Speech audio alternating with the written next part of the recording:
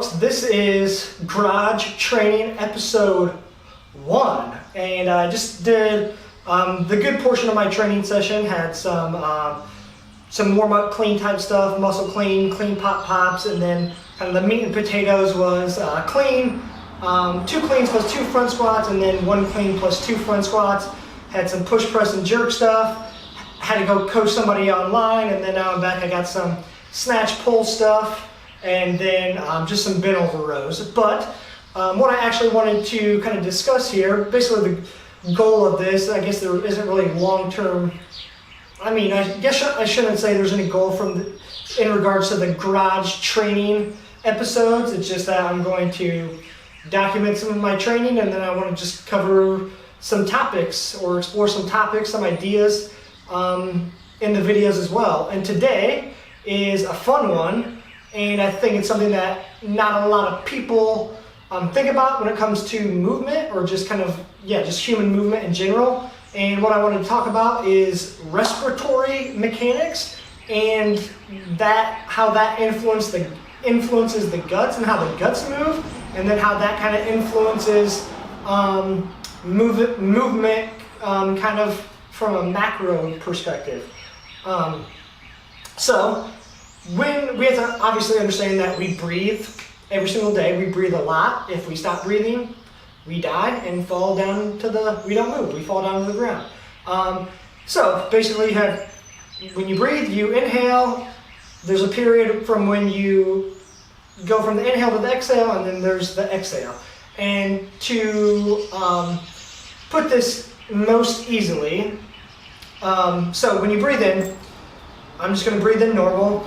When I breathe in, my rib cage comes out on the sides, and you want it to expand front to back as well. So it just kind of expands and basically creates space for the lungs to fill up and expand within the thorax, within the rib cage there.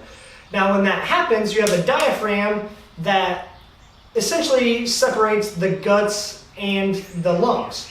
So when you breathe, lungs inflate, thorax inflates, expands, and then the diaphragm actually pushes down and pushes the guts down. And we never really think about the guts much when it comes to movement, or even maybe at all. And it's important to understand that the guts move quite a bit.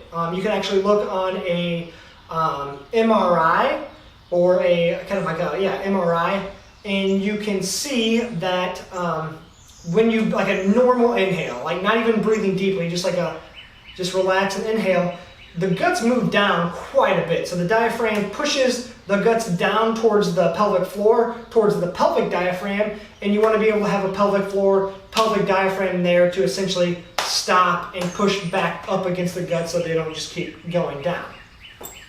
Now, so within this breathing cycle, there's even research done.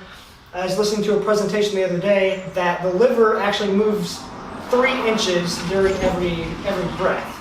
And they found this out during cancer research, because if you have cancer on the lungs and you're doing chemotherapy or radiation, what have you, you have to be really accurate. You don't want to miss the liver. So the guts and the liver move quite a bit, and it's also important to understand that the weight of your guts, the weight of your guts and how it's distributed is a little bit asymmetrical. So you have some guts that are spinning this way down and to the right, and then you have some guts spinning down and to the left. And I'm pretty sure more fluid is spinning down and to the left, and what that does is kind of cause, because then you have gravity acting on top of that as well, it causes this kind of gyroscopic condition where you're essentially getting pulled to the left all the time. So then on the backside of the rib cage, you have to compress on the backside to push yourself forward and essentially stop that current of the guts, and stop the guts from continuing to spin left, essentially out this way.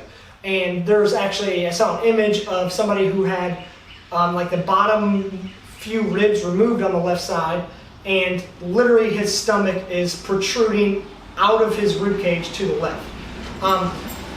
So the guts move quite a bit, and they kind of spiral, create a gyroscopic condition, which flows and turns to the left, and you compress on the backside to stop that.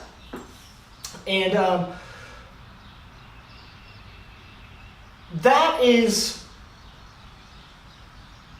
I would want to say, important to understand, but I don't think that's the most important thing to understand, because your body kind of has a natural tendency to stop that, because if you didn't, you would just keep falling to the left. And a way to kind of think about this, think about how much easier it is for you to run to the left. On a track, run 400 meters, run to the left, run 400 meters, run to the right, and just see how it feels. And you'll probably notice there's a time difference as well. But I don't think that's the most important thing to understand. I think what's more importantly is how the guts and the respiratory mechanics interact. So again, when I inhale, when I say inhale, think expansion, and when I say exhale, think compression. So again, when I inhale, thorax, rib cage expands, creates room for the lungs to expand. Diaphragm pushes the guts down to essentially get out of their way to continue to create room for the lungs and upper thorax to expand. And then, so just opposite of this, when you breathe out, the lungs compress, thorax compresses, and then the guts move up because they have more room to move up. And this cycle is happening all day long. You essentially can't stop it. The closest thing you can do to minimize that is essentially just lay on your back. So this is happening all the time, and it affects how you move. So again, I was talking about how you have to have a pelvic floor, pelvic diaphragm to stop the guts from continuing to get smushed and pushed down. So this is kind of normal respiratory and gut mechanics, you should say, under kind of like optimal conditions. But what you might see is just going through life, you kind of pick up strategies that are beneficial for something, and that's why your body's super smart, and that's why it continues to replicate that and do that all the time.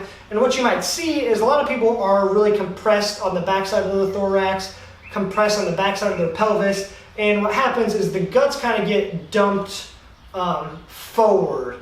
And when your respiratory mechanics kind of get compromised and you start compensating and you can't actually breathe kind of into these normal directions and within these normal mechanics that I just described. So when you breathe in, you might start to only expand on the front side of the rib cage, the front side of the thorax, and not on the back side. And you might just start adding kind of compensatory layers all over the thorax and rib cage, which affects where air moves and affects where the guts move. So just an example is, again, and I think an easy example, it's really easy to talk about the extremes because it's easier to get the idea of what I'm talking about. So an easy example is, think about like somebody who's pregnant, and you have a person inside you, and then you have all this fluid on, like, getting pushed way forward. So your body has to compensate by that by like pushing everything forward, and what happens is the pelvic diaphragm becomes kind of eccentrically oriented. So what typically happens is, after you see somebody have a child, they have kind of compromised pelvic floor, pelvic diaphragm actions, you should say, or I should say. And you might realize that some women, after having a kid, have trouble controlling kind of that position and orientation of the pelvic diaphragm after having a kid. And you can also see when the pelvic diaphragm's eccentrically oriented and the guts they can't stop the guts from being pushed down. You might see somebody doing a goblet squat or any sort of squat, and you might see that they get about a quarter of the way down, and then it's just boom, plummet city. And what essentially is happening there is they can't stop the guts from getting pushed down, so everything has to drop, and then they get to the position at the bottom where they can kind of create this more concentric orientation of the pelvis that kind of then allows that to capture the guts. But under normal conditions, inhale, thorax expands, lungs expand, guts get pushed down by the pelvic diaphragm, and those are relatively normal respiratory and gut mechanics. And it's important to know that you can over time build compensatory patterns that compromises these conditions, and that's going to influence movement all over the place, because this is where you kind of have to start within this respiratory mechanic and gut mechanics from a movement standpoint, because if you can't control and optimize these things, you're going to lose motion in the extremities, and there's just nothing like that's just the honest truth, because if you get super compressed on the backside, everything's getting pushed forward, you're going to lose the way your shoulder blades can move on your rib cage on the backside, and you're going to lose shoulder motion as a result. So we kind of have to, if you're somebody that is kind of compromised in motion in places and just doesn't move, maybe doesn't move well in general, this is kind of the foundation, I would say, that you have to start kind of optimizing, and then you go from there. And a lot of times you can kind of restore this respiratory and gut movement in kind of all directions, not just kind of letting the guts get pushed forward. You'll probably find that you gain motion in a lot of other places. And this doesn't mean that you have to restore these mechanics. You have to sit on the ground and breathe, learn how to breathe correctly.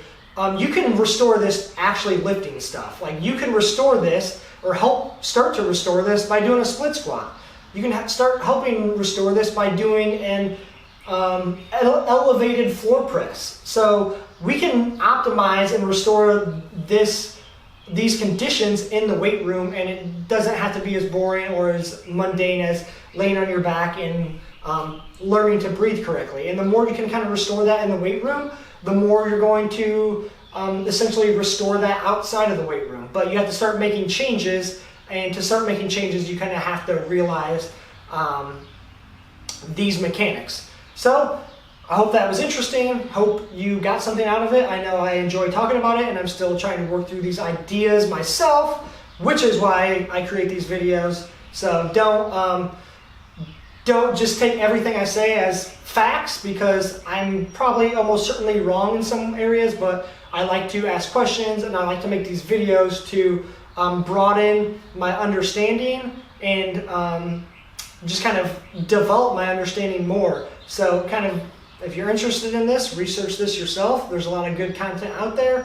But yeah, toodaloo. I'm going to finish up some training, and I hope you enjoyed Garage Training Episode 1.